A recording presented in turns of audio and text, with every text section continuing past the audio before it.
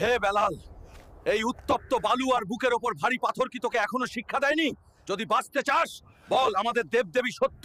তখন বেলাল রাদিয়াল্লাহু তাআলা আনহু বলল, তোমরা যদি আমাকে মেরেও ফেলো তবুও বলবো আল্লাহ তাআলা এক, তোমাদের দেবদেবী মিথ্যা।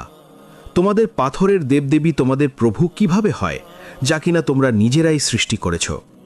বেলাল রাদিয়াল্লাহু তাআলা আনহু এমন কথা শুনে উমাইরা বেলাল রাদিয়াল্লাহু তাআলা আনহুর ওপর আরও ভয়ঙ্কর অত্যাচার শুরু করল।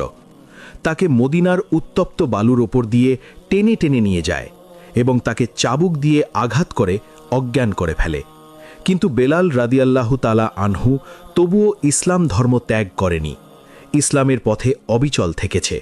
এমন আরও লক্ষ লক্ষ সাহাবী রয়েছে যারা ইসলামের জন্য নিজের জীবন বিলিয়ে দিয়েছে।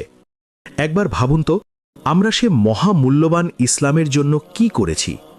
মহান আল্লাহ তাআলা আমাদেরকে ইসলামের পথে কবুল করুন। আমিন।